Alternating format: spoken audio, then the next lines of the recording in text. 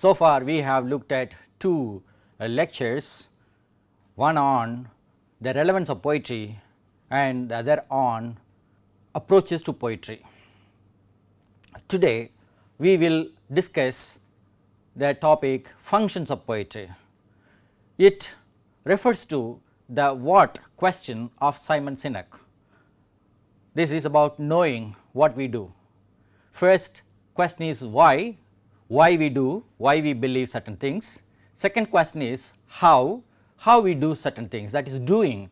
And the third one, what kind of poetry do we study. And here we connect this question of what kind of poetry we study or what kind of poetry people write with the question of knowing what we do, and we connect further this with different functions of poetry. For the purpose of this lecture, we have identified 11 functions of poetry. We begin with identity, morality, mystery, communication, entertainment, record, truth, beauty, justice, self and nature. Under these categories we have specific functions. We will examine them one after another. The first concept, the first function, identity. How do we form a sense of identity? We belong to a country, we belong to a geography, we belong to a culture. How do we have this sense of belonging to a country in terms of nation, nationalism, patriotism and the kind of cultural pride that we have? Poetry has this function of building the identity of a nation. So, we have a number of founding stories for each country, and the major founding story for any country is an epic. So, the epics uplift the national pride. In the case of India, we have Mahabharata, and it explains what it means to have a Bharat, that is India. Similarly, we have Homer's Iliad in Greece. In Rome, we have this Virgil's Aeneid, and in English we have Edmund Spenser's The Faerie Queene. Specifically in the context of 16th century, Spenser wrote this epic, The Faerie Queene, referring to the Queen Elizabeth I, and this Queen Elizabeth indirectly is connected to Britain from Brutus, a Trojan hero who was transformed into Britomart to suit Queen Elizabeth in this epic. These epics are powerful stories. Once created, they float around to give a sense of heritage and identity to the people of the land. Next, we move on to moral function of poems. Morality and ethical value is a key point in literature, and we have a specific kind of poems. They are called didactic poems. They have some morals, some poems have implicit morals, and these didactic poems have explicit moral values, and these poems address us as moral being, and it touches on our moral intelligence. You know, we have different kinds of intelligence: emotional intelligence, spiritual intelligence, natural intelligence. We have so many, and one of the intelligences that we discuss when it comes to poetry or literature is moral intelligence. Naturally, poets who have some kind of belief in God or some kind of concept which is something ideal, something to do with the spiritual aspects or idealistic aspects of human beings, it may have, the poem may have some relation to material life, but how to live this material life with some moral values, that is what we have in great poems like Thirukkural from Tamil Nadu, India, from the Gita from India. We have such ideas in the Bible. Some of you may know that the greatest literature in the Western context is the Bible. Similarly, for Muslims, the Quran is the best literature, and when it comes to English literature, we have many such poems. Wordsworth has a narrative poem called Michael, and it deals with the story of a hard working family. The family has a dream of building a sheepfold, but the sheepfold remains unfinished because the son who goes to the city London loses himself in the ways of city life, the corrupt world. So, when you have this comparison between a pure world and a corrupt world, naturally the element of morality comes in. So, the poem has a beautiful line like this at the end, and never lifted up a single stone. The next concept, the function of poetry that we deal with, is religious understanding. We have to understand the fact that there is some sense of mystery in the world, and this mysterious sense is connected with some creator, some source of organizing this world into some particular order. So, we have religious poetry or spiritual poetry, specifically religious poetry with reference to some religion, and in general some spiritual poems we have. These poems deal with God, life, death, love, and these are the greatest themes in literature, especially in poetry. We have this great epic Dante's The Divine Comedy. It deals with the entire universe, heaven, hell, purgatory, and we also have British poet John Donne. He deals with his religious understanding in holy sonnets. These are called terrible sonnets as well. And specifically we have one poet from British literature, that too metaphysical poetry, George Herbert. He has a poem called The Caller. There he deals with the question of being a slave to God. How can an individual have freedom? That is the question that he asks. Do I have to be a slave of God or somebody? Why should I be? I want to have my freedom. That is what George Herbert says. And so, at the end, when after expressing all his doubts, after his expressing all his struggles, he begins to have some faith. This poem shows the inability to have complete faith and yet having it. And the poem ends like this: methought I heard one calling, child, and I replied, my lord. The next function of poetry that we look at is communication. Poetry by default communicates something to the reader, to the people, and when poets write poems, they communicate. When they communicate some message, they also do some kind of innovation, experiment with the language that they use. They communicate and also experiment with the language that they use. T.S. Eliot has a wonderful statement on genuine poetry in the context of an essay on Dante. He says, what is surprising about the poetry of Dante is that it is, in one sense, extremely easy to read. He says, genuine poetry can communicate before it is understood. This is a point that we have to take into consideration very seriously when we have some kind of hesitation about poetry. Is poetry easy to understand? Can I read poetry? Can I make sense out of it? Nothing to worry about at all. Just imagine T.S. Eliot, a great poet, writing about another great poet, saying genuine poetry can communicate before it is understood. What we deal with in this course is all genuine poetry. You can easily understand them, though you may find some obstacles. You will be able to overcome all those obstacles as we go through this course. Great poets use the common language of the people and bring life to poetry. In British literature, we have Geoffrey Chaucer. He begins his poem, the general prologue to the Canterbury Tales, like this: when in April the sweet showers fall and pierce the drought of March to the root and all, the veins are bathed in liquor of such power, and as brings about the engendering of the flower.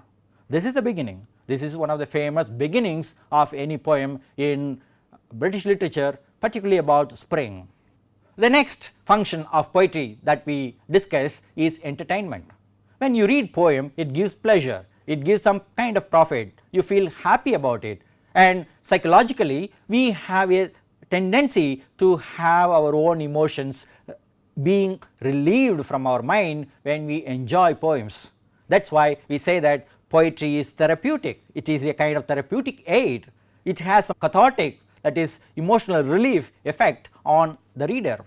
Some poets have said, and some readers also have said this, poetry is a sanctuary. It is sanctuary, a place of rest for both poets and readers.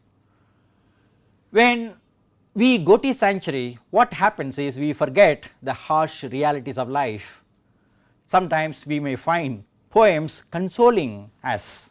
We may get wounded by the kind of life that we see in our life. So, we get some kind of comfort from reading poetry. We are also able to make sense of the confusing and chaotic life that we see around us. The Nobel laureate Bob Dylan has a poem, Blowing in the Wind. It is a mind blowing poem. What it says is, when we are determined not to see life with plain open eyes, the answer is blowing in the wind. The answer is there very much in front of all of us, but we are not willing to see. So, he says, the answer, my friend, is blowing in the wind. The answer is blowing in the wind. We have another function of poetry. It records, it reflects life as it is. So, it is a kind of mirror we have in literature, especially in poetry. Matthew Arnold said this, poetry is a criticism of life, it is a record of life, then it holds a mirror up to reality. Despite the critical problem of representation, we may believe that language cannot represent reality as it is, still we are able to see some sense of reality through language and literature, particularly poetry. Look at the official documents and records that we have, compare them with the kind of records that we have in poetry. There is a vast difference. One is subjective, official, another is subjective, emotionally felt impression that we have. So, poetry actually bears the soul of people. An interesting poem in this context that we have is the Indian poet Nizam Ezekiel. He has a famous poem, Night of the Scorpion. This poem portrays the Indian mother and the Indian culture that we have. A mother is bitten by a scorpion.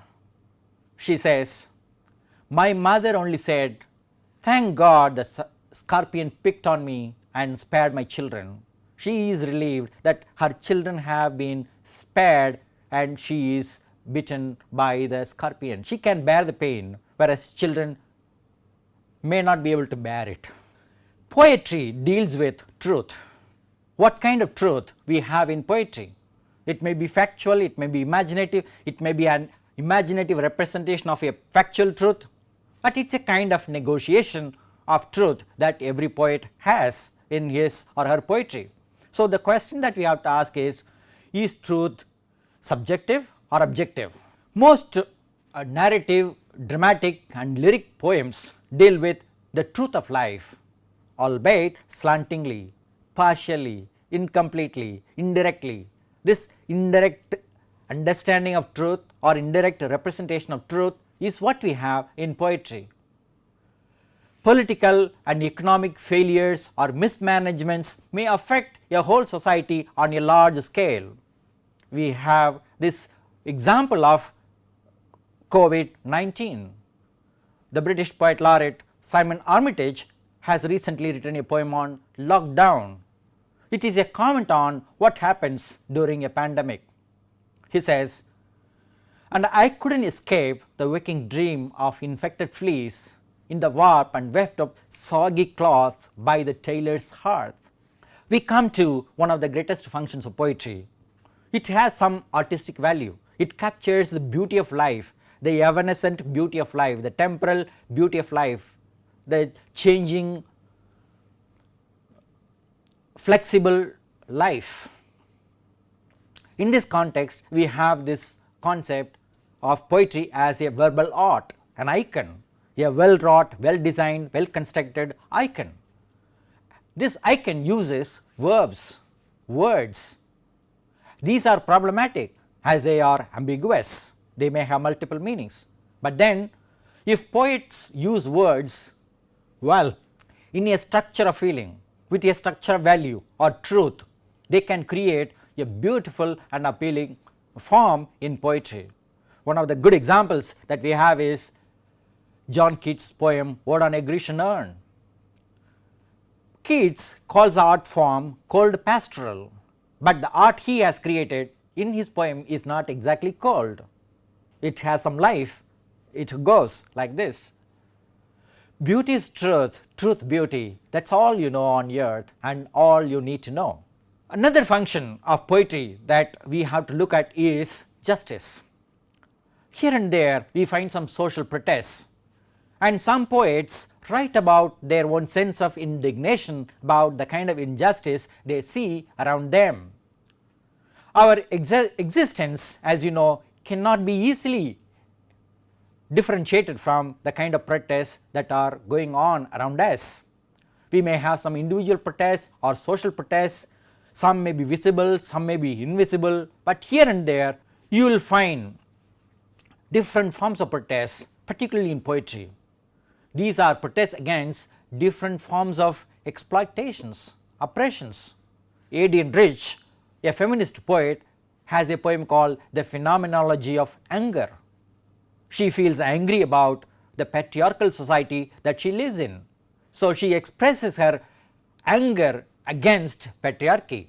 I hate you, I hate the mask you wear, your eyes assuming a depth they do not possess, drawing me into the grotto of your skull. Yet another function of poetry is human affirmation, human self-affirmation. The idea that you write poetry is a kind of affirmation of one's own self in language. Majority of people are disrupted, especially after the disruptive technologies and businesses in the globalized economy. We have some kind of disturbances or other throughout our life, throughout centuries. So how do we overcome them and how do we deal with them? We have some major forms of disturbances through some oppressive forces: racism, sexism, casteism, neo-colonialism, neoliberalism, anthropocentrism, and today globalism. These are all threats to humanity and the planet. We have seen this happening, and many poets have expressed their discomfort with these kinds of oppressive forces. Maya Angelou, an American poet, has a poem Still I Rise. It is a wonderful poem of self-affirmation from the oppressed group of people. You will find it very interesting to watch her reading of this poem on the YouTube. You may write me down in history with your bitter twisted lies, you may trod me in the very dirt, but still like dust I will rise. We come to one of the major functions of poetry today, and it has always been there in the form of pastoral poetry and other concerns right from the beginning of humanity. Today we call it ecological poetry with an ecological awareness. It is not just nature poetry as we have in Wordsworth. We have a specific form of poetry, eco-poetry.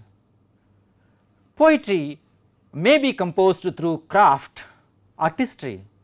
It has always dealt with nature as a major theme in poetry. Some poets have high awareness of nature in contemporary poetry. A well known example of this eco poetry is A.R. Ammons's Garbage. Garbage? What do you mean? Do you have a poem on garbage? Yes, we have many poems on garbage, and it is not just a poem, it is an epic poem. Epic poem on the kind of garbage mounds that we see in every city wherever you go.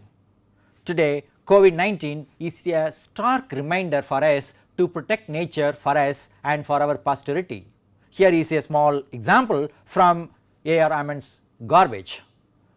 He says, garbage has to be the poem of our time because garbage is spiritual, believable enough to get our attention, getting in the way, piling up, stinking, turning brooks, brownish, and it goes. So far we have looked at various functions of poetry.